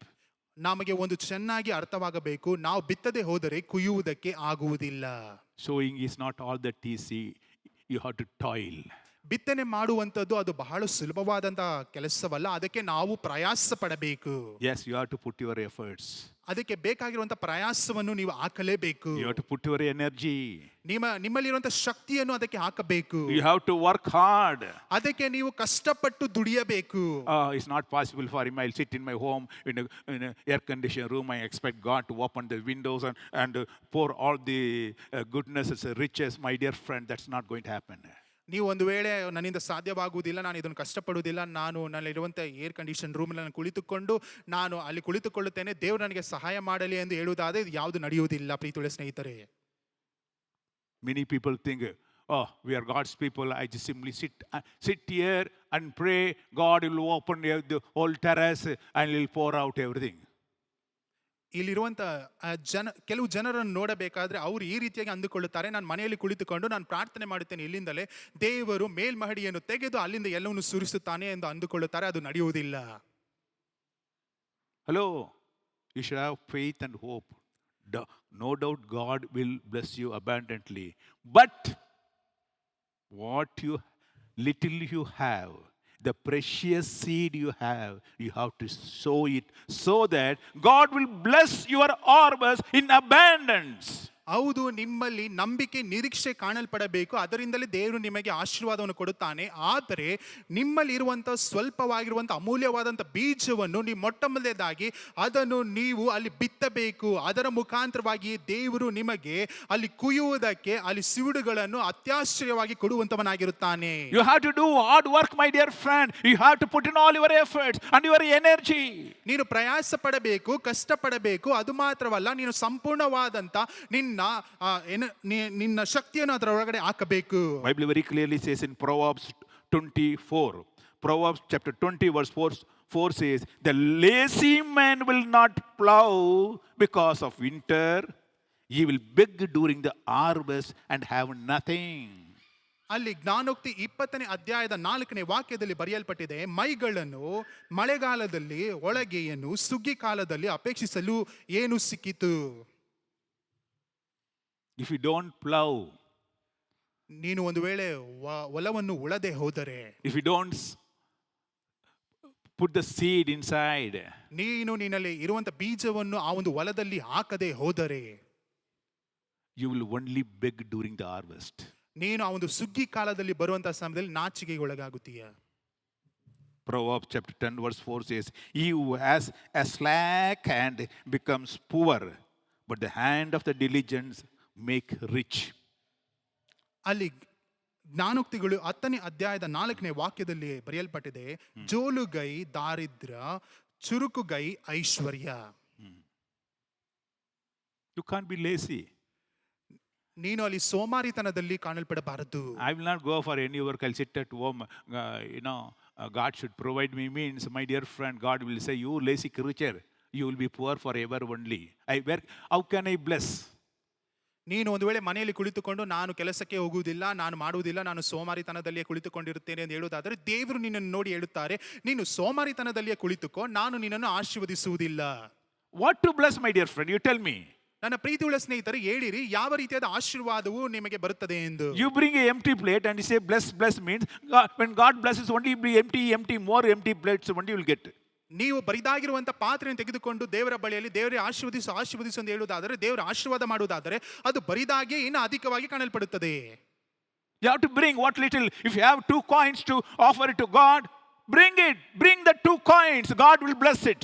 ನಿನ್ನ ಬಳಿಯಲ್ಲಿ ಬರೀ 2 ನಾಣ್ಯವಿರುವುದಾದರೂ ಸಹ ದೇವರ ಬಳಿಗೆ ತೆಗೆದುಕೊಂಡು ಬಾ, ದೇವರು ಅದನ್ನು ನೋಡಿ ಆಶೀರ್ವದಿಸುತ್ತಾನೆ. Unless you put your seed, it cannot give harvest. ನೀನು ಬೀಜವನ್ನು ಹಾಕದೆ ಹೋದರೆ ಅದಕ್ಕೆ ಬರಬೇಕಾದಂತ ಫಲವನ್ನು ನೀನು ನೋಡುವುದಕ್ಕೆ ಆಗುವುದಿಲ್ಲ. If we do not want to work, and expect God to bless. Hello, you will be poorer and poorer and poorer only. ನೀನು ಒಂದು ವೇಳೆ ನಾನು ಕೆಲಸ ಮಾಡುವುದಿಲ್ಲ, ದೇವರು ನನ್ನ ಆಶೀರ್ವದಿಸಬೇಕೆಂದು ಹೇಳುವುದಾದರೆ ನೀನು ಅಲ್ಲಿ ಬಡತನದಲ್ಲಿಯೇ ಕಾಣಲ್ಪಡುತ್ತೀಯ. Bible very clearly says, if you do not work, do not eat. ದೇವರ ವಾಕ್ಯವು ಸ್ಪಷ್ಟವಾಗಿ ಬರೆಯಲ್ಪಡುತ್ತದೆ, ನೀನು ಪ್ರಯಾಸ ಪಡದೆ ಹೋದರೆ ನೀನು ಊಟವನ್ನು ಸಹ ಮಾಡಬೇಡ. St. Paul very clearly says, if you do not work, don't eat at all. ಅಲ್ಲಿ ಪೌಲನು ಸ್ಪಷ್ಟವಾಗಿ ಅಲ್ಲಿ ಬರೆದಿದ್ದಾನೆ, ನೀನು ಒಂದು ವೇಳೆ ಕೆಲಸ ಮಾಡದೆ ಹೋದರೆ ಊಟವನ್ನು ಸಹ ಮಾಡಬೇಡ. Being a great preacher, being a great prophet, he earned his money for his food. ಆತನು ದೊಡ್ಡ ದೇವರ ಸೇವಕನಾಗಿದ್ದರೂ ಪ್ರವಾದಿಯಾಗಿದ್ದರೂ ಸಹ ಆತನು ತನ್ನ ದಿನನಿತ್ಯದ ಊಟಕ್ಕೆ ಆತನು ಕಷ್ಟಪಡುತ್ತಿದ್ದನು. People think that I'm doing God's work, so God will provide. Yes, go work for your food. ಅನೇಕ ಜನರು ತಿಳಿದುಕೊಳ್ಳುತ್ತಾರೆ, ನಾನು ದೇವರ ಕೆಲಸ ಮಾಡುತ್ತಿದ್ದೇನೆ, ದೇವರು ನನಗೆ ಸಹಾಯ ಮಾಡುತ್ತಾನೆ ಎಂದು. ಆದರೆ ಒಂದನ್ನು ಸ್ಪಷ್ಟವಾಗಿ ತಿಳಿದುಕೊಳ್ಳಿರಿ, ಮೊಟ್ಟ ಮೊದಲಾಗಿ ನಿಮ್ಮ ಆಹಾರಕ್ಕೆ ನೀವು ದುಡಿಯಬೇಕು. Then only God bless. ನಂತರವೇ ದೇವರು ಅದನ್ನು ನೋಡಿ ಆಶೀರ್ವದಿಸುತ್ತಾನೆ. Bible very clear is in Matthew chapter 25 verse 26, he says, his Lord answered and said to him, you wicked and lazy servant, you knew that I reap where I have not sown and gather where I have not scattered seed. Showing is not that easy. ಇಲ್ಲಿ ಮತ್ತಾಯನು ಬರೆದ ಸುವಾರ್ತೆ 25ನೇ ಅಧ್ಯಾಯದ 26ನೇ ವಾಕ್ಯದಲ್ಲಿ ಬರೆಯಲ್ಪಟ್ಟಿದೆ, ಮೈಗಳನಾದ ಕೆಟ್ಟ ಆಳು ನೀನು, ನಾನು ಬಿತ್ತದಿರುವಲ್ಲಿ ಕೊಯ್ಯುವವನು, ದೂರದಿರುವಲ್ಲಿ ರಾಶಿ ಮಾಡಿಕೊಳ್ಳುವವನು ಎಂದು ತಿಳಿದೀಯಾ? Our God also, you see very clearly say, yes, I am the person who reap from what I sow. So very clearly, if you don't do that, if you don't sow, you are a lazy creature. Sitting, many people will say, kelsa nek sikkilla. Hello, uduku. Go search, you will find. ಎಲ್ಲಿ ನೋಡಿದ್ರೆ ಮನೆಯಲ್ಲೇ ಕೂತ್ಕೊಂಡು ನೋಡಿದ್ರೆ ಎಲ್ಲಿ ನೋಡಿದ್ರೆ only 4 walls you'll see. ಇಲ್ಲ? You know how people are suffering outside for a food. Sitting here, you enjoy comfortable 5-star thing. You'll say, when you see, look at those people who are going in car and having a bungalows, you'll think, oh, they are making just like the money. Hello, nobody makes any money simply. Nobody makes any money simply. Go and see how they are working dawn to dusk. Many people work without even sleep. They work. And if you look at them and say, they are enjoying, because they are enjoying their harvest. You are enjoying your harvest because you are not shown anything. You are enjoying your harvest of 0. ಇಲ್ಲಿ ಅನೇಕ ಜನರನ್ನು ನೋಡುವಂಥ ಸಮಯದಲ್ಲಿ ಈ ರೀತಿಯಾಗಿ ದೇವರನ್ನು ಅವರು ಅಂದುಕೊಳ್ಳುತ್ತಾರೆ, ಅವರು ಬಿತ್ತದಿರುವುದಲ್ಲಿ ರಾಶಿ ಮಾಡಿಕೊಳ್ಳುವವನು ಎಂದು. ಅದು ನಿಜವಲ್ಲ. ಯಾಕೆಂದರೆ ನಾವು ಒಂದು ವೇಳೆ ಬೀಜವನ್ನು ಬಿತ್ತದೆ ಹೋದರೆ ಯಾವ ರೀತಿಯಾಗಿ ರಾಶಿ ಉಂಟಾಗುತ್ತದೆ ಎಂದು. ಆದರೆ ಇಲ್ಲಿ ಅನೇಕ ಜನರನ್ನು ನೋಡಬೇಕಾದ್ರೆ ಅವರು ಬಂದು ಹೇಳುತ್ತಾರೆ, ನನಗೆ ಕೆಲಸ ಸಿಗುತ್ತಿಲ್ಲ, ನಾನು ಎಲ್ಲ ಕಡೆ ಹುಡುಕಿದ್ದೇನೆ, ನನಗೆ ಕೆಲಸ ಸಿಗುತ್ತಿಲ್ಲ ಎಂದು ಹೇಳುತ್ತಾರೆ. ಮೊಟ್ಟ ಮೊದಲಾಗಿ ನೀನು 4 ಗೋಡೆಯಲ್ಲಿ ಕುಳಿತುಕೊಂಡು ನನಗೆ ಕೆಲಸ ಸಿಗುತ್ತಿಲ್ಲ ಎಂದು ಹೇಳುವುದಾದರೆ ಎಲ್ಲಿಂದ ನಿಮಗೆ ಕೆಲಸ ಸಿಗುತ್ತದೆ? ಅದು ಮಾತ್ರವಲ್ಲ, ಅನೇಕ ಜನರನ್ನು ನೋಡಬೇಕಾದ್ರೆ ಅವರು ಆಸ್ತಿ ಪಾಸ್ತಿಗಳನ್ನು ಸಂಪಾದಿಸಿ ಅವರು ಉತ್ತಮವಾದ ಕೆಲಸಗಳಲ್ಲಿ ಇರುವಂತಹ ಸಮಯದಲ್ಲಿ ಅವರನ್ನು ನೋಡಿ ಅವರು ಹೊಟ್ಟೆ ಕಿಚ್ಚು ಪಡುವಂತವರಾಗಿದ್ದಾರೆ. ಆದರೆ ಮೊಟ್ಟ ಮೊದಲಾಗಿ ನೀನು ಅದಕ್ಕೋಸ್ಕರ ಯಾವ ಒಂದು ಪ್ರಯಾಸ ಪಟ್ಟಿದೀಯಾ? ಯಾಕಂದ್ರೆ ಅವರು ಪ್ರಯಾಸ ಪಡುತ್ತಾ ಅವರು ಆ ಒಂದು ಬೀಜವನ್ನು ಬಿತ್ತುತ್ತಿರುವುದರಿಂದಲೇ ಅವರು ಸಿವುಡುಗಳನ್ನು ಕುಯ್ದುಕೊಳ್ಳುತ್ತಿದ್ದಾರೆ, ಅದರಿಂದಲೇ ಅವರು ಆ ಒಂದು ಪರಿಸ್ಥಿತಿಯಲ್ಲಿ ಇದ್ದಾರೆ. ಆದರೆ ನಿನ್ನ ಪರಿಸ್ಥಿತಿಯನ್ನು ನೋಡಬೇಕಾದ್ರೆ ನೀನು ಇನ್ನು ಬಡತನದಲ್ಲೇ ಇದೆಯಾ, ಯಾಕಂದ್ರೆ ನೀನು ಆ ಒಂದು ಬೀಜವನ್ನು ಬಿತ್ತದೇ ಇರುವುದರಿಂದಲೇ ನೀನು ಬಡತನದಲ್ಲಿ ಕಾಣಲ್ಪಡುತ್ತಿದ್ದೀಯಾ. I know sowing is not that easy because the ground is so hard and you have to make it soft with nothing, maybe no tools around, nobody there to help. You have to toil yourself and rain has not come, and even if you put the seed, you have to hope that rain comes. Rain may come, may not come. Then what happened to the seed? The seed may die. All that probability there. But unless you put your seed into the ground, into the soil, it cannot produce or a simple thing. ಹೌದು, ನಿಜ. ಬಿತ್ತನೆ ಮಾಡುವಂಥದ್ದು ಅಷ್ಟು ಸುಲಭವಾದ ಕೆಲಸವಲ್ಲ. ಆದರೆ ಮೊಟ್ಟ ಮೊದಲನೇದಾಗಿ ನೀನು ಬಿತ್ತನೆ ಮಾಡೋದಕ್ಕೋಸ್ಕರ ಆ ಒಂದು ಭೂಮಿಯನ್ನು ಸಮ ಮಾಡಬೇಕು. ಅಲ್ಲಿ ಬಿತ್ತನೆ ಮಾಡುವುದು ಅಷ್ಟು ಸುಲಭವಲ್ಲ. ಯಾಕೆಂದ್ರೆ ಮಣ್ಣು ಬಹಳ ಗಟ್ಟಿಯಾಗಿದೆ, ಅದನ್ನು ನೀನು ಉಳಬೇಕು. ಅದಾದ ನಂತರ ನೀನು ಅಲ್ಲಿ ಬಿತ್ತನೆ ಮಾಡಬೇಕು. ಅದೆಲ್ಲವೂ ಸರಿ. ಆದರೆ ನೀನು ಒಂದು ವೇಳೆ ಅದಕ್ಕೆ ಪ್ರಯಾಸ ಪಡದೆ, ಅದಕ್ಕೆ ಬೇಕಾಗಿರುವಂಥ ವಸ್ತುಗಳನ್ನು ತೆಗೆದುಕೊಂಡು ಹೋಗದೆ, ನೀನು ಅಲ್ಲಿ ಬಿತ್ತನೆ ಮಾಡದೆ ಹೋದರೆ ಯಾವ ರೀತಿಯಾಗಿ ಸಿವುಡುಗಳು ಬರುವುದಕ್ಕೆ ಸಾಧ್ಯ, ಯಾವ ರೀತಿಯಾಗಿ ನೀನು ಹರ್ಷಗೊಳ್ಳುವುದಕ್ಕೆ ಸಾಧ್ಯವಾಗುತ್ತದೆ. And next, my dear friend, what you sow, only you reap. ನಂತರ ಬರುವಂತ ವಿಷಯವೇನೆಂದರೆ, ನೀನು ಯಾವುದನ್ನು ಬಿತ್ತುತ್ತೀಯೋ ಅದನ್ನೇ ಕುಯ್ದುಕೊಳ್ಳುತ್ತೀಯ. If you sow only little, you will get only little harvest. ನೀನು ಸ್ವಲ್ಪವಾಗಿ ಬಿತ್ತನೆ ಮಾಡುವುದಾದರೆ ಸ್ವಲ್ಪವಾಗಿಯೇ ನಿನಗೆ ಸಿವುಡುಗಳು ಸಿಗುತ್ತದೆ. Correct? ಸರಿ ಅಲ್ಲವೇ? ನನಗೆ 4-5 hours ಮೇಲೆ ವರ್ಕ್ ಮಾಡೋಕ್ಕಾಗಲ್ಲ. ಅದು ಓಕೆ, ಕೂತ್ಕೊಳ್ಳಿ, ಅಷ್ಟೇ ಕೊಡ್ತಾರೆ. ಅಷ್ಟೇ, ನೀವು 4 hours ವರ್ಕ್ ಮಾಡಿದರೆ ಎಷ್ಟು ಸಂಬಳ ಸಿಕ್ಕುತ್ತೋ ಅಷ್ಟೇ ಕೊಡ್ತಾರೆ. ಹೋಗಿ ನೋಡು. The people are working for 8 hours, come back again, they go to some other work and they work. Hello, the more you work, the more you get. The more seed you put, the more harvest you get it. ಅನೇಕ ಜನರನ್ನು ನೋಡಬೇಕಾದ್ರೆ ನನ್ನಲ್ಲಿ ಇಷ್ಟು ಮಾತ್ರ ಕೆಲಸ ಮಾಡೋದಕ್ಕೆ ಸಾಧ್ಯ ಎಂದು ಹೇಳುತ್ತಾರೆ. ಆದರೆ ನೀವು ಅನೇಕ ಜನರನ್ನು ಹೊರಗಡೆ ಹೋಗಿ ನೋಡಿರಿ, ಅವರು ಸರಿಸುಮಾರು 8 ಗಂಟೆಗಳ ಕಾಲ ಒಂದು ಕಡೆ ಕೆಲಸ ಮಾಡಿ ನಂತರ ರಾತ್ರಿಯ ಜಾವದಲ್ಲಿ, ಸಾಯಂಕಾಲ ಸಮಯದಲ್ಲಿ ಇನ್ನೊಂದು ಕಡೆ ಹೋಗಿ ಕೆಲಸವನ್ನು ಮಾಡುತ್ತಾರೆ. ಇದರ ಅರ್ಥವೇನೆಂದರೆ, ನೀನು ಅಧಿಕವಾಗಿ ನೀನು ಬಿತ್ತನೆ ಮಾಡುವುದಾದರೆ ಅಧಿಕವಾಗಿ ನೀನು ಸಿವುಡುಗಳನ್ನು ಕುಯ್ದುಕೊಳ್ಳುತ್ತೀಯ. What you sow only you will get it. ನೀನು ಏನನ್ನು ಬಿತ್ತುತ್ತೀಯೋ ಅದನ್ನೇ ನೀನು ಫಲವಾಗಿ ಕುಯ್ದುಕೊಳ್ಳುತ್ತೀಯ. Sometimes we must know what we are sowing. ಕೆಲವು ಸಮಯಗಳಲ್ಲಿ ನಾವು ಏನನ್ನು ಬಿತ್ತುತ್ತಿದ್ದೇವೆ ಎಂದು ನಮಗೆ ಅರಿವು ಇರಬೇಕು. Bible very clearly says in Galatians chapter 6 verse 7 to 8. ಗಲಾತ್ಯದವರಿಗೆ ಬರೆದ ಪತ್ರಿಕೆ 6ನೇ ಅಧ್ಯಾಯದಲ್ಲಿ 7ನೇ ವಾಕ್ಯದಲ್ಲಿ ಸ್ಪಷ್ಟವಾಗಿ ಸತ್ಯದ ವಾಕ್ಯವು ಬರೆಯಲ್ಪಟ್ಟಿದೆ. Do not be deceived. God cannot be mocked. A man reaps what he sows. 7ನೇ ವಾಕ್ಯದಲ್ಲಿ ಬರೆಯಲ್ಪಟ್ಟಿದೆ, ಮೋಸ ಹೋಗಬೇಡಿರಿ, ದೇವರು ತಿರಸ್ಕಾರ ಸಹಿಸುವವನಲ್ಲ, ಮನುಷ್ಯನು ತಾನು ಏನು ಬಿತ್ತುತ್ತಾನೋ ಅದನ್ನೇ ಕೊಯ್ಯಬೇಕು. You cannot deceive God. ನೀವು ದೇವರಿಗೆ ನೀವು ಮೋಸ ಮಾಡುವುದಕ್ಕಾಗುವುದಿಲ್ಲ. And you want to sow apple and you want orange, it cannot produce orange. ನೀವು ಒಂದು ವೇಳೆ ಆಪಲ್ ಬರಬೇಕೆಂದು ನೀವು ಅಲ್ಲಿ ಫಲವನ್ನು ಹಾಕುವುದಾದರೆ ಅದರ ಮುಖಾಂತರವಾಗಿ ಆರೆಂಜ್ ಬರುವುದಿಲ್ಲ. If you put the seed of a banana, you'll get only banana. ನೀವು ಒಂದು ವೇಳೆ ಬಾಳೆಹಣ್ಣಿನ ನೀವು ಆ ಒಂದು ಸಸ್ಯನ ಹಾಕುವುದಾದರೆ ಬಾಳೆಹಣ್ಣೆ ಬರುತ್ತದೆ ಅದರಿಂದ. If you put wheat seed, you'll get only wheat. ನೀವು ಆ ಒಂದು ಬಾರ್ಲಿಯನ್ನು ಇಲ್ಲ ವೀಟನ್ನು ಹಾಕುವುದಾದರೆ ಅದೇ ಬರುವಂತದ್ದಾಗಿದೆ. What you sow only will reap with that. Some other things will not come. ನೀವು ಏನನ್ನು ಬಿತ್ತುತ್ತೀರೋ ಅದನ್ನೇ ಕುಯ್ಯುತ್ತೀರಾ, ಬೇರೆ ಯಾವುದೋ ಒಂದು ಫಲ ಬರುವುದಿಲ್ಲ ಅಲ್ಲಿ. That's what the Bible very clearly says. If you sow kindness, you will reap kindness from people.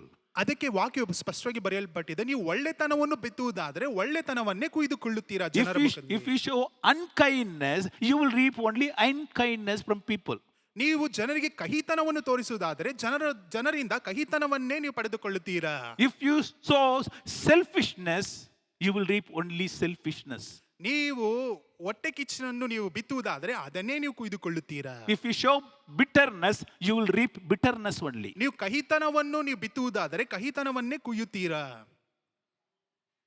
Hallelujah. Hallelujah. ನಾನೆಲ್ಲ ಮಾಡ್ತೀನಿ, ಬಟ್ ಅವ್ರ ಹತ್ರದ್ದೆಲ್ಲ ಒಳ್ಳೆ ಕಾರ್ಯ ಬರಬೇಕಂದ್ರೆ ಅದು ಬರಲ್ಲ. ಅರ್ಥ ಆಯ್ತಾ? ನೀವೇನು ಬಿತ್ತಿದ್ದೀರೋ ಅದೇನೇ ನೀವು ಕೊಯ್ತೀರಾ. Whatever we sow, bitterness, hate, hello, envy, whatever you show, that only will reap in multiple, in abundance you will get it. If you show selfishness, unkindness to one person, here 10 people will show the same thing to you. So it's a harvest, because one seed will produce many seeds. Please understand this. The concept is very simple. From one seed, it produces many seed. Correct? ನೀವು ಒಂದು ವೇಳೆ ಹಗೆತನವನ್ನು ಬಿತ್ತುವುದಾದರೆ, ಕಹಿತನವನ್ನು ಬಿತ್ತುವುದಾದರೆ, ಇಲ್ಲವಾದರೆ ಅವರಿಗೆ ಸರಿಯಾದದ್ದನ್ನು ಬಿತ್ತದೇ ಹೋದರೆ, ಅದರ ಮುಖಾಂತರವಾಗಿ ನಿಮಗೆ ಜನರಿಂದ ಬರುವಂಥದ್ದು ಅದೇ ಒಂದು ಫಲವಾಗಿದೆ. ನೀವು ಒಂದನ್ನು ಚೆನ್ನಾಗಿ ಅರ್ಥ ಮಾಡಿಕೊಳ್ಳಬೇಕು. ನೀವು ಒಂದು ವೇಳೆ ಒಂದು ಬೀಜವನ್ನು ಬಿತ್ತುವುದಾದರೆ ಅದರಿಂದ ಅಧಿಕವಾದಂಥ ಫಲಗಳು ಬರುವಂಥದ್ದಾಗಿದೆ. ನೀವು ಒಂದು ವೇಳೆ ಒಬ್ಬನಿಗೆ ಹಗೆತನವನ್ನು ಬಿತ್ತುವುದಾದರೆ ಆ ಒಂದು ಹಗೆತನವು ಹತ್ತರಷ್ಟಾಗಿ ನಿಮಗೆ ಹಿಂತಿರುಗಿ ಬರುವಂಥದ್ದಾಗಿರುತ್ತದೆ. Many a times we come and complain, they are treating me like this, they are always hating me, they don't love me, they don't give me. Hello! Turn back and see what you have shown a season before. Correct? Because there's a season. One season you show this, other season you reap it. So you just turn back and see what you have shown. That comes in multiples now to you. ಅನೇಕ ಬಾರಿ ಅನೇಕ ಜನರು ಕೊರತೆಗಳನ್ನೇ ಹೇಳುವಂಥವರಾಗಿದ್ದಾರೆ. ಅವರು ಬಂದು ಹೇಳುತ್ತಾರೆ, ಅವರು ನನಗೆ ಹಗೆತನ ಮಾಡುತ್ತಿದ್ದಾರೆ, ಕಹಿತನವನ್ನು ತೋರಿಸುತ್ತಿದ್ದಾರೆ, ನನಗೆ ಪ್ರೀತಿಯನ್ನು ತೋರಿಸುತ್ತಿಲ್ಲ, ನನ್ನನ್ನು ಯಾವುದಕ್ಕೂ ಸೇರಿಸಿಕೊಳ್ಳುತ್ತಿಲ್ಲ ಎಂದು. ನನ್ನ ಪ್ರೀತಿ ಉಳ್ಳವರೇ, ನೀವು ಮೊಟ್ಟ ಮೊದಲಾಗಿ ಹಿಂತಿರುಗಿ ನೋಡಿರಿ, ನೀವು ಯಾವ ರೀತಿಯಾದ ಬೀಜವನ್ನು ಆ ಒಂದು ಸಮಯದಲ್ಲಿ ಬಿತ್ತಿದ್ದೀರಾ ಎಂದು. ಯಾಕಂದ್ರೆ ನೀವು ಬಿತ್ತಂತಹ ಬೀಜವೇ ಈಗ ಅದು ನಿಮಗೆ ಫಲವಾಗಿ ಹತ್ತರಷ್ಟಾಗಿ ತೋರಲ್ಪಡುತ್ತಿದೆ. If you are doing good things, my dear friend, don't weary of continuing to do this. And at right time, it will give in abundance to you. ನನ್ನ ಪ್ರೀತಿಯುಳ್ಳ ಸ್ನೇಹಿತರೆ, ನೀವು ಒಳ್ಳೆತನದಲ್ಲಿ ಬೀಜವನ್ನು ಬಿತ್ತುತ್ತಿರುವುದಾದರೆ ನೀವು ಅದಕ್ಕೆ ಪ್ರಯಾಸ ಪಡುತ್ತಿದ್ದೀರಾ, ಅದನ್ನು ಕುರಿತು ವ್ಯಥೆ ಪಡಬೇಡಿರಿ. ಯಾಕೆಂದ್ರೆ ತಕ್ಕ ಸಮಯದಲ್ಲಿ ಅದಕ್ಕೆ ಬರಬೇಕಾಗಿರುವಂತ ಆ ಒಂದು ಫಸಲು ನಿಮಗೆ ಬಂದೇ ಬರುತ್ತದೆ. In patience you sow this, you will reap in abundance. In joy you will reap it. ನೀವು ಈಗ ಕಣ್ಣೀರಿನ ಮುಖಾಂತರವಾಗಿ ಅದಕ್ಕೆ ಸಂಪೂರ್ಣವಾಗಿ ನೀವು ಬಿತ್ತನೆ ಮಾಡುವಂಥ ಸಮಯದಲ್ಲಿ, ನೀವು ಕುಯ್ಯುವಂಥ ಸಮಯದಲ್ಲಿ ಸಂತೋಷವಾಗಿ ನೀವು ಫಲವನ್ನು ಸಂಪೂರ್ಣವಾಗಿ ಕುಯ್ಯುವಂಥವರಾಗಿರುತ್ತೀರಾ. Bible very clearly says in Galatians chapter 6 verse 9, it says, let us not be weary in well doing, for in due season we shall reap if we faint not. ಇಲ್ಲಿ 9ನೇ ವಾಕ್ಯದಲ್ಲಿ, ಗಲಾತ್ಯದವರಿಗೆ ಬರೆದ ಪತ್ರಿಕೆ 6ನೇ ಅಧ್ಯಾಯದ 9ನೇ ವಾಕ್ಯದಲ್ಲಿ ಬರೆಯಲ್ಪಟ್ಟಿದೆ, ಒಳ್ಳೆಯದನ್ನು ಮಾಡುವುದರಲ್ಲಿ ಬೇಸರಗೊಳ್ಳದೆ ಇರೋಣ, ಯಾಕೆಂದರೆ ಮನಗುಂದದಿದ್ದರೆ ತಕ್ಕ ಸಮಯದಲ್ಲಿ ಬೆಳೆಯನ್ನು ಕುಯ್ಯುವೆವು. Many a times we feel discouraged. ಅನೇಕ ಬಾರಿ ನಾವು ಅಸಹಾಯಕತೆಗೆ ಒಳಗಾಗುತ್ತೇವೆ. I've been doing only so much good things to all the people, but I don't get it. ನಾನು ಎಲ್ಲಾ ಜನರಿಗೆ ಒಳ್ಳೆಯ ಕಾರ್ಯಗಳನ್ನೇ ಮಾಡುತ್ತಿದ್ದೇನೆ, ಆದರೆ ಹಿಂತಿರುಗಿ ಯಾರೂ ಸಹ ನನಗೆ ಒಳ್ಳೆಯ ಕಾರ್ಯವನ್ನು ಮಾಡುತ್ತಿಲ್ಲ. And then I put in so much efforts, energy, I'm toiling for my family, all these things, but nothing is coming. ನನ್ನ ಕುಟುಂಬಕ್ಕೋಸ್ಕರ ನಾನು ಇಷ್ಟು ಪ್ರಯಾಸಪಟ್ಟು ನಾನು ಭೂಮಿಯಲ್ಲಿ ಆ ಒಂದು ಬಿತ್ತನೆ ಮಾಡುತ್ತಿದ್ದೇನೆ, ಆದರೆ ಅದರಿಂದ ಯಾವುದೇ ಒಂದು ಅದಕ್ಕೆ ಬೇಕಾಗಿರುವಂತ ಫಲವು ಬರುತ್ತಿಲ್ಲ. Still I am poor, I am a needy person. ಈಗ ನಾನು ಬಡತನದಲ್ಲಿದ್ದೇನೆ, ನನಗೆ ಇನ್ನ ಅಗತ್ಯಗಳುಂಟು. Where is the God's blessings? ಎಲ್ಲಿಂದ ದೇವರು ಆಶೀರ್ವಾದ ಮಾಡುತ್ತಿದ್ದಾನೆ? Hello, there is a time gap between sowing and reaping. ಒಂದನ್ನು ತಿಳಿದುಕೊಳ್ಳಬೇಕು, ಬಿತ್ತುವುದರಿಂದ ಕುಯ್ದುಕೊಳ್ಳುವುದಕ್ಕೆ ಕೆಲವು ಸಮಯ ಅಗತ್ಯ ಉಂಟು. There is a season gap is there. ಅಲ್ಲಿ ಒಂದು ಸಮಯ ಬೇಕಾಗುತ್ತದೆ, ಅದಕ್ಕೆ ನಾವು ಕಾಯಬೇಕು. What you are thinking is you give in this hand and you want to take this hand. That doesn't happen. ನೀವು ಯಾವ ರೀತಿಯಾಗಿ ಒಂದು ಆಕಾಂಕ್ಷೆಯಲ್ಲಿ ಇದ್ದೀರಿ ಎಂದು ನೋಡಬೇಕಾದ್ರೆ, ನೀವು ಈ ಕೈಯಲ್ಲಿ ಕೊಡುವಂತ ಸಮಯದಲ್ಲಿ ಇದೇ ಕೈಯಲ್ಲಿ ನೀವು ಸ್ವೀಕರಿಸಿಕೊಳ್ಳಬೇಕೆಂದ ಒಂದು ಮನೋಭಾವದಿಂದ ಕಾಣಲ್ಪಡುತ್ತಿದ್ದೀರಾ, ಅದು ಆಗುವುದಿಲ್ಲ. That's why Bible very clearly says, showing to reaping is one full season. ಅದಕ್ಕೆ ಸತ್ಯವಾದ ವಾಕ್ಯವು ಬಹಳ ಸ್ಪಷ್ಟವಾಗಿ ಬರೆಯಲ್ಪಟ್ಟಿದೆ. ನೀವು ಬಿತ್ತುವುದರಿಂದ ಕುಯ್ಯುವವರೆಗೂ ಒಂದು ಕಾಲ ಉಂಟು, ಅದು ಬಹಳ ಸಮಯವು ತೆಗೆದುಕೊಳ್ಳುತ್ತದೆ. You can see any farmer you ask, if you put wheat, how many months it will take to harvest? ಯಾವುದೇ ಒಂದು ರೈತನನ್ನು ಹೋಗಿ ನೀವು ಒಂದು ವೇಳೆ ಅಲ್ಲಿ ಬೀಜವನ್ನು ಬಿತ್ತುವಂತ ಸಮಯದಲ್ಲಿ ಎಷ್ಟು ಸಮಯ ತೆಗೆದುಕೊಳ್ಳುತ್ತದೆ ಎಂದು ಕೇಳಿರಿ. Some people will say it is 6 months, some will say 9 months. For 9 months or a 6 months crop, till that time they will be in tears. ಆ ಒಂದು ಗೋಧಿಯು ಬೆಳೆದು ಬರಬೇಕೆಂಬುದಾಗಿ ನೋಡಬೇಕಾದ್ರೆ ಕೆಲವರು 6 ತಿಂಗಳೆಂದು ಹೇಳುತ್ತಾರೆ, 9 ತಿಂಗಳೆಂದು ಹೇಳುತ್ತಾರೆ. ಅಲ್ಲಿಯವರೆಗೂ ಆ ಸಮಯದವರೆಗೂ ಅವರು ಕಣ್ಣೀರಿನಿಂದಲೇ ಅದಕ್ಕೆ ಕಾಯ್ದುಕೊಂಡು ಕುಳಿತಿರುತ್ತಾರೆ. If it's a fruit tree, we don't know. It may be 3 years or 5 years or 7 years. We have to wait. ಒಂದು ವೇಳೆ ಒಂದು ಫಲವನ್ನು ಕೊಡುವಂತ ಒಂದು ಮರವಾಗಿರುವುದಾದರೆ ಹಣ್ಣು ಬಿಡುವವರೆಗೂ 3 ವರ್ಷವಾಗಿರಬಹುದು, 5 ವರ್ಷವಾಗಬಹುದು, 7 ವರ್ಷಗಳವರೆಗೂ ಅವರು ಕಾದು ಕುಳಿತುಕೊಳ್ಳಬೇಕು. All through the year, they'll be keep on pumping their money, their energy, and watering and looking for the water from above. All that should, with the hopes, something will come. ಅವರು ತಮ್ಮ ಬಲದಲ್ಲಿಯೂ ಅವರು ತಮ್ಮ ಹಣದ ಮೇಲೆ ಅವರು ತಮ್ಮ ಹಣವನ್ನು ಅದು ಮಾತ್ರವಲ್ಲ ನೀರನ್ನು ಸಹ ಅದನ್ನು ಹಾಕುತ್ತಾರೆ. ಅದು ಮಾತ್ರವಲ್ಲ ಮೇಲಿನಿಂದ ಸಹ ಮಳೆಯು ಬರುತ್ತದೆ ಎಂಬ ನಿರೀಕ್ಷೆ ಮುಖಾಂತರವಾಗಿ ಅದನ್ನು ಬೆಳೆಸಿಕೊಂಡು ಬರುತ್ತಾ ಇರುತ್ತಾರೆ.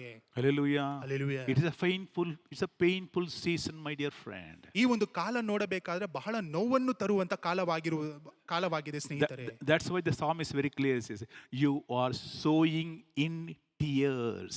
ಅದಕ್ಕೆ ಕೀರ್ತನೆಗಾರನು ಅಲ್ಲಿ ಸ್ಪಷ್ಟವಾಗಿ ಬರೆದಿದ್ದಾನೆ, ನೀನು ಕಣ್ಣೀರಿನಿಂದ ನೀನು ಬಿತ್ತನೆ ಮಾಡುತ್ತಿದ್ದೀಯ. Yes, it is a time of tears. ಹೌದು, ಈ ಒಂದು ಕಾಲವು ಕಣ್ಣೀರಿನಿಂದ ತುಂಬಿರುವಂತ ಕಾಲವಾಗಿದೆ. But have faith in God. ಆದ್ರೆ ದೇವರ ಮೇಲೆ ನಿಮ್ಮ ನಂಬಿಕೆ ಇರಲಿ.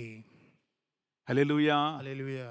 In due season, the Bible very clearly says, in due season we shall reap. ತಕ್ಕ ಕಾಲದಲ್ಲಿ ತಕ್ಕ ಸಮಯದಲ್ಲಿ ಅದು ಬರಬೇಕಾಗಿರುವಂತ ಆ ಒಂದು ಫಲವು ಬಂದೇ ಬರುತ್ತದೆ. And it comes in abundance. ಅದು ಅಧಿಕವಾಗಿ ಸಮೃದ್ಧಿಯಾಗಿ ಬರುವಂತದ್ದಾಗಿದೆ. Oh faithful one, you may say, I have only very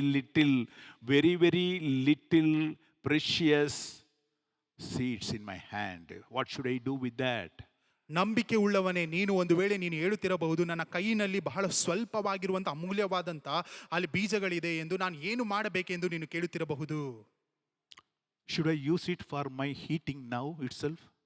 ನಾನು ನನ್ನ ಊಟಕ್ಕೋಸ್ಕರ ಈಗಲೇ ಮುಗಿಸಬೇಕಾ? I have only little. ನನ್ನ ಬಳಿಯಲ್ಲಿ ಬಹಳ ಕಡಿಮೆ ಉಂಟು. So today I have to take meals, tomorrow, day after tomorrow, the whole week I have to take. So can I consume it right now? ನಾನು ಈಗ ತಿನ್ನಬೇಕು, ಈ ಪೂರ್ತಿ ವಾರವೆಲ್ಲ ತಿನ್ನಬೇಕು, ನಾನು ಈಗಲೇ ಇದನ್ನು ತಿಂದು ಬಿಡೋದಾ? Okay, if you eat it, then what happened tomorrow?